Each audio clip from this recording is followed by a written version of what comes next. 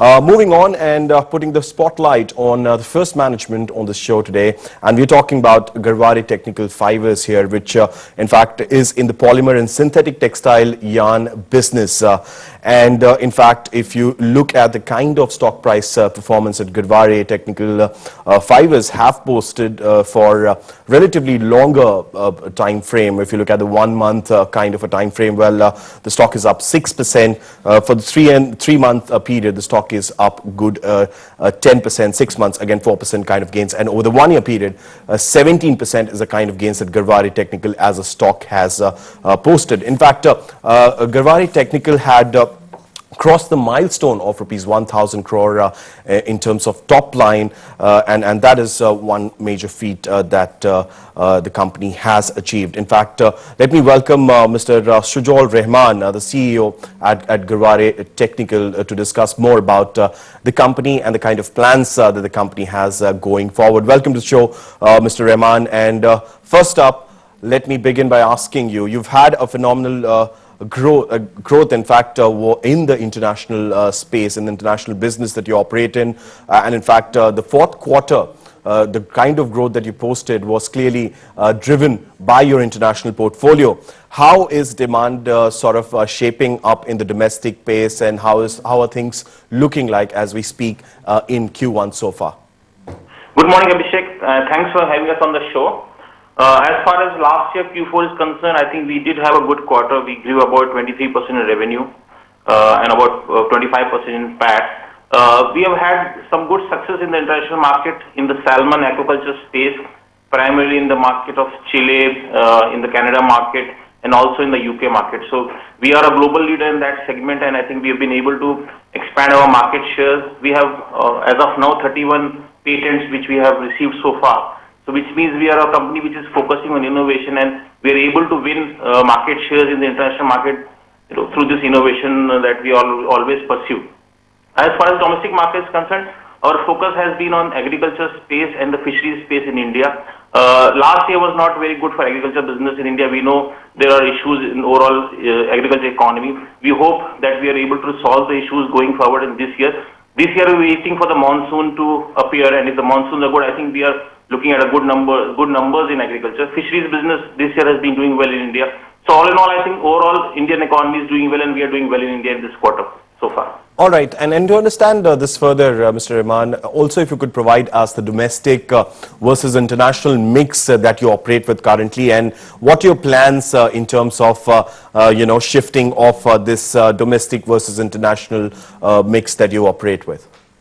So currently, as of last year, 58% of our revenue comes from international market and 42% from Indian market.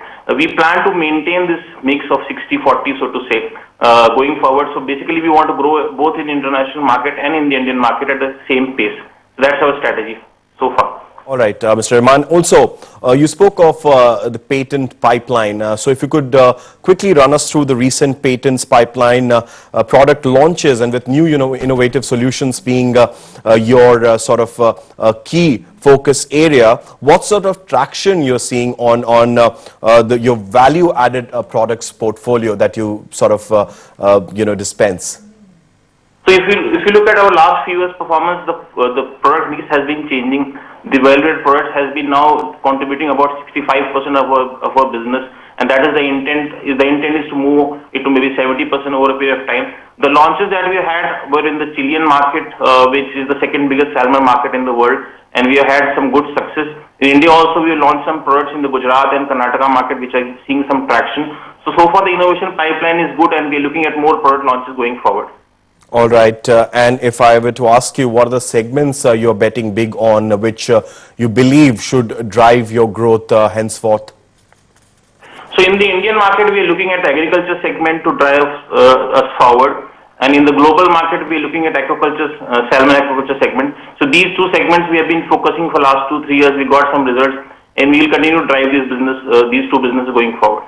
All right, and since your focus remains on the Indian agriculture space, with a budget around the corner, what are the kind of expectations that you have from the union budget, which should bode well for you and should help you achieve the kind of targets that you're setting for yourself?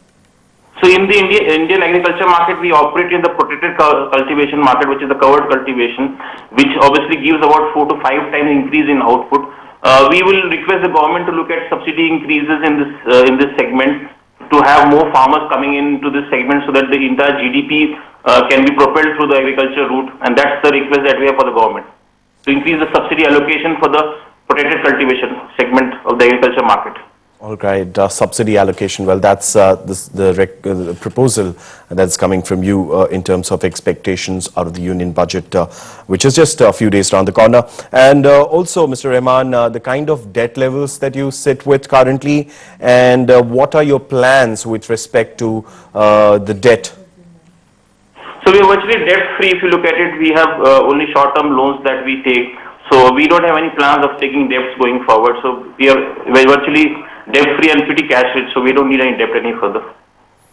All right, and also any capex plans, and whatever you've had, what is the update on that in terms of achieving your capex target?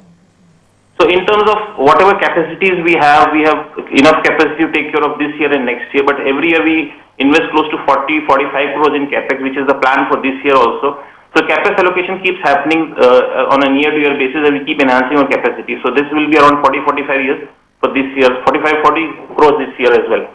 40 to 45 crores this year as well. And any sort of new segments that you're planning to venture into? No, I don't think we have any plans of entering into new segments. Right now, the focus will be to gain market share and get into new markets in the application, the segment that we operate in. All right, and one final question before I let you go, Mr. Rehman. What would be your outlook for FY20, if you could give us a sense of the kind of top-line growth that you're eyeing? So we just, into Q1, we have made some plans, and we want to continue the growth momentum that we have seen in the last few years. As of now, I don't think it's right for me to comment on the outlook, but it's work in progress, and we are working hard toward achieving our plans. Right, Mr. Rehman, thank you on that note, and thank you for talking to us here on Business Television India. All right, so that was Garware Technical Fibres for you. The stock has done well for itself if you look at the kind of a bit longer term horizon, especially the 1 year frame. The stock has given a good 17.5% kind of returns. But one pack of stocks, in fact, that is in focus in the day of trade today. Let's pull up a few rice stocks, and we are